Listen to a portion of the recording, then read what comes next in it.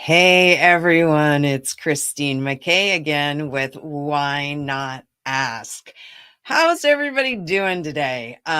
First of all, I want to thank everyone for their grace because I last week I was really sick and had absolutely no voice whatsoever, and so I wasn't actually able to do my show, and so I really regretted that, and I'm sorry about that. But thank you so much for your grace.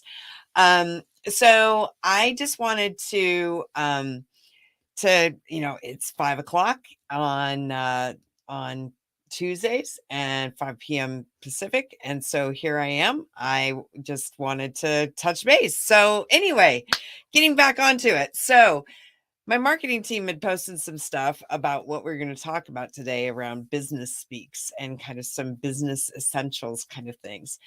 But I had something happen this week and I'm really feeling a pull to talk about it. So often in business, we get told to control our emotions. We get told that it's not personal, it's just business. And especially in negotiation. And I've been doing negotiation for a long time, as many of you know. But I've also been speaking about negotiation for a long time. And I've talked to a lot of people. And one of the things that I've learned about a lot of people is that negotiation is a triggering word. It immediately brings out emotion for people. And what I've learned is that when we want something, emotion is immediately engaged. Emotion is immediately engaged. And yet we keep being told that we're not supposed to talk about emotion in business. But guess what? As soon as you want something, you are emotionally engaged with the outcome. And guess what? That's okay. So not a lot of you know kind of my background in terms of my growing up and all that, but I grew up in a challenging environment, as many of us did. And one of the challenges was around emotion. And I didn't grow up with a lot of role models on different types of emotion. I actually didn't even realize, even though I love words, I didn't actually apply the breadth of the English language to my emotions. And essentially, I gave myself very few emotions. And growing up, we kind of had a handful of emotions in our household. We had anger, we had jealousy, and we had fear. Those were the three big ones. And I abhorred anger and jealousy as an emotion. I saw destruction and abuse and just all sorts of crap related to jealousy and anger. And so fear, I took on like a warm blanket. And we're not going to talk so much about fear today. We'll talk about that at a different point in a different show. But I do want to talk about anger and jealousy. So the thing about emotions are that they are involuntary. Did you catch that? Involuntary. You cannot control your emotions. You cannot control your emotions. You just feel them. We literally just feel them.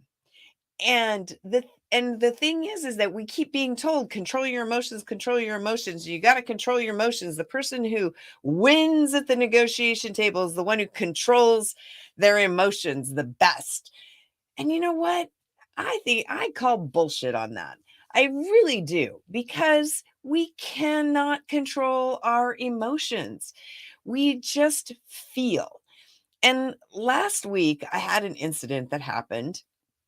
And as much as I abhor jealousy and anger as emotions, I've been doing a lot of work over the last 6 months, really exploring emotion in a different way, trying on different emotions, seeing what emotions, what's worked, what doesn't work, and how those emotions show up, and how I express them, and how I embrace them or reject them.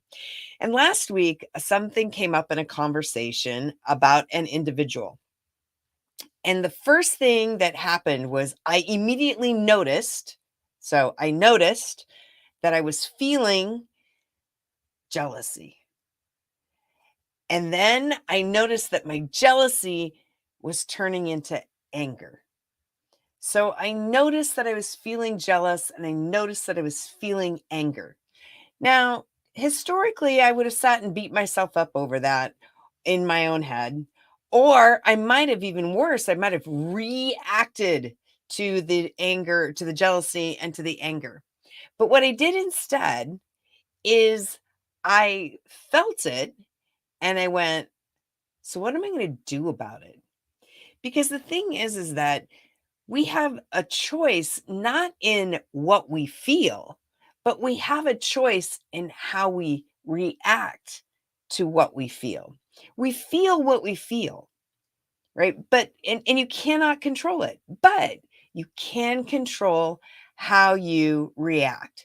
So when it came to jealousy and anger, right? I've seen so many, I matter of fact, I've had people throw things at me. I've had people call me every name in the book. I've had people make sexual comments. I've had people grope me in negotiations. I mean, just the number of things that I've seen and have done to have had done and experienced in a negotiation is mind boggling. But the thing that I never allowed myself to do really was to get angry. And what I learned in this last week is that when I allowed myself to feel jealous and feel angry, I could make a choice in how I was going to react to it. And I didn't sit and beat myself up over it. And I didn't sit and keep asking, why do I feel this way? I didn't go into down that hole. What I said is, what am I going to do about these emotions? How am I going to react? What do I choose to do?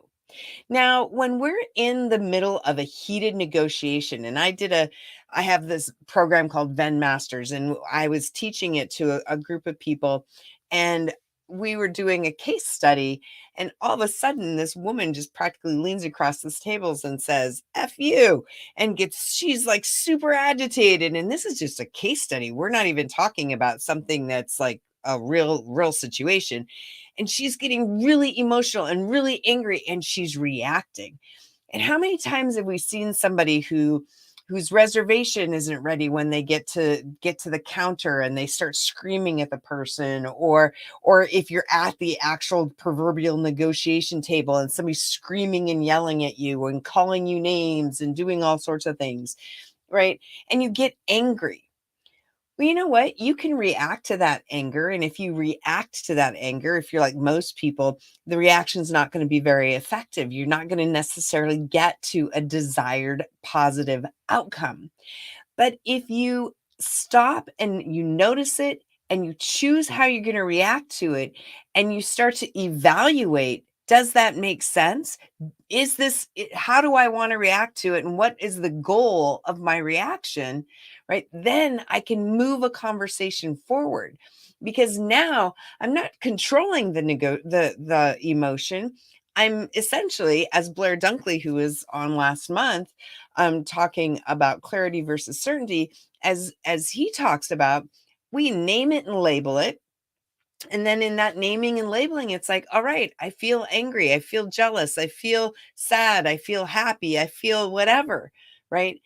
And we can name and label that in the negotiation.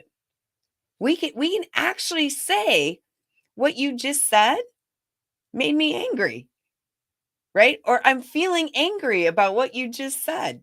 Was that what you were trying to accomplish? Right?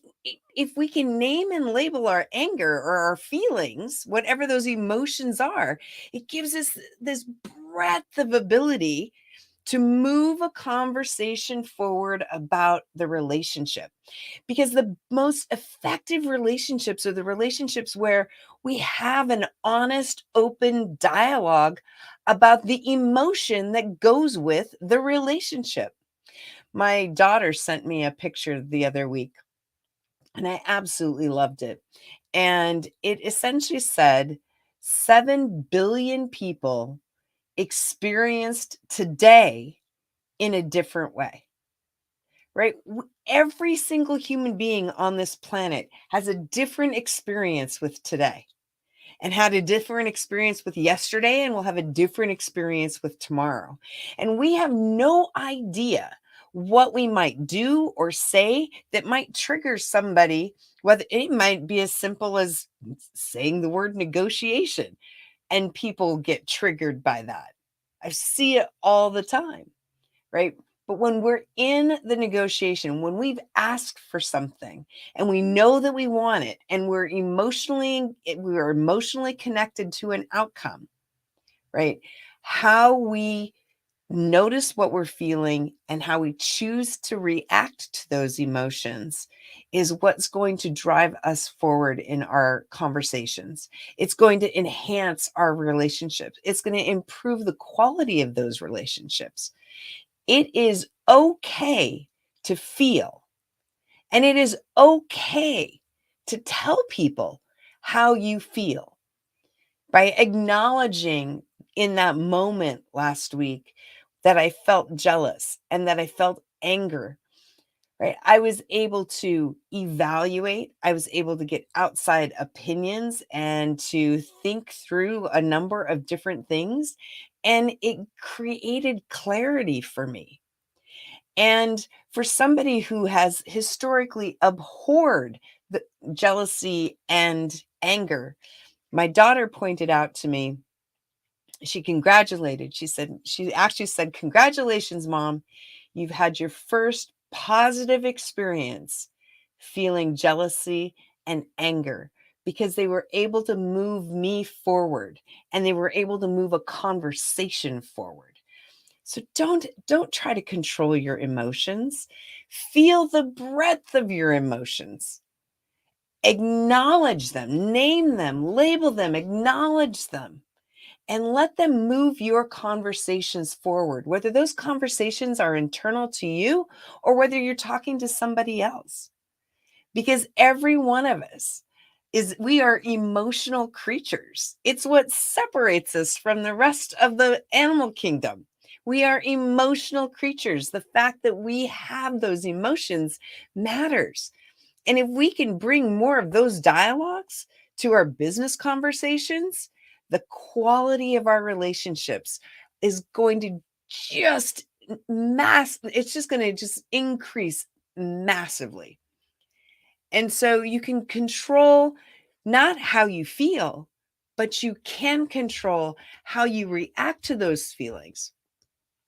And you can control the way you react to them, and that will move you forward, right? Because now you're giving yourself some choice in what happens as a result of those emotions. But feel the emotions. I mean, so often in business, we get, like I said, we get told, it's not personal. Guess what? Everything's personal because you are a person and I am a person. And we don't compartmentalize 100%.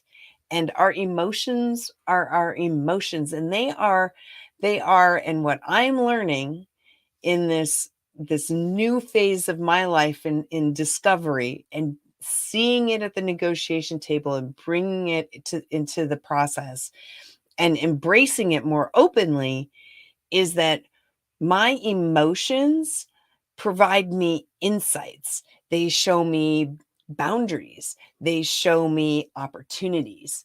And I just need to be aware of them. So stop trying to control your emotions. Feel them, name and label them, and acknowledge where they can take you. You'll be surprised. Put some comments below. I really am excited to hear about where emotion can take you in your negotiation. Keeping in mind, control the reaction, but don't control the feeling. So I talk a little bit more about emotions in my book. Why not ask? There it is. A conversation about getting more. And you can check that out on Amazon. You can send a text to 26786. Text "Why Not Ask" to 26786, or check us out at vennegotiation.com. Really hope that if you're watching this on YouTube, please like and subscribe. Please drop some comments in. I would love to check out who's tuned in, and get your thoughts and your reactions to what I've shared today. Stay tuned next week, and I hope you guys have a great week. And remember, negotiation is a conversation about a relationship, and you cannot win a relationship, but you can get more value out of it. Till next time, have a great day, guys. Cheers.